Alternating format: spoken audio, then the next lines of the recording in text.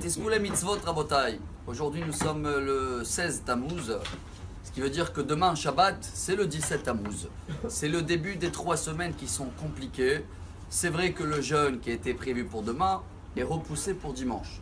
Je pense que c'est le moment pour tous ceux-là qui sont là, tous ceux-là qui reçoivent la halakha et qui la partagent, de savoir que au cas où, comme il dit le prophète Zacharia, ce sera des journées de fête et on le souhaite. Je sais que chacun de nous, il sait faire la fête. Donc on n'a pas besoin de donner des détails comment faire la fête. Mais dans le deuxième cas, c'est quoi le deuxième cas? C'est où on est avant l'accouchement, où il y a des douleurs, travail.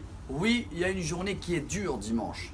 Car la Gemara, elle raconte que le 17 Tammuz, il y a eu 5 catastrophes dans le peuple juif. Le premier, c'est la faute du veau d'or et Moshe Rabbeinu a brisé l'étape de la loi.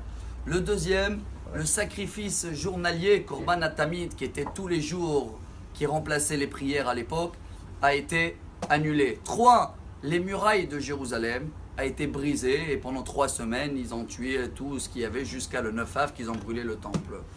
4, il y avait un monsieur qui s'appelait Apostomus, c'était un gouverneur romain qui avait brûlé une cérémonie catastrophe des Sefer Torah devant tous les juifs, toujours le 17 Tammuz. Et le dernier, encore aussi très catastrophe, un roi, Ménaché, qui a mis un statut dans le temple et à partir de ce jour-là, il a demandé de se prosterner au statut.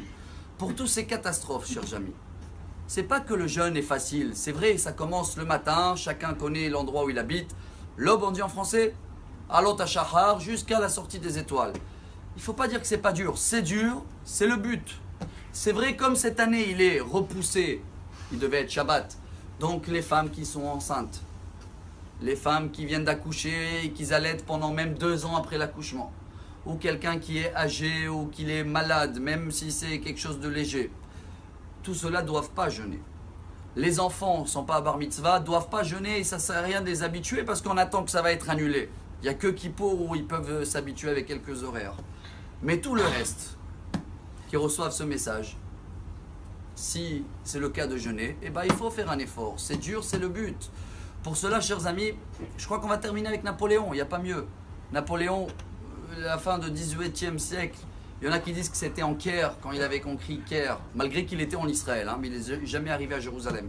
Il y en a qui disent que c'était en France, peu importe. Une fois, une soirée Tisha B'Av, il tourne et il voit que dans tous les synagogues juifs, ils sont tous par terre avec des bougies. Il a dit, qu'est-ce qui s'est passé? Je ne suis pas au courant. Il y a eu une catastrophe? Ils ont dit oui, il y a eu, et ils ont cité les 5 catastrophes. Ça remonte jusqu'à 3000 ans en arrière. Et bien il a dit une phrase, on va terminer avec, chers amis.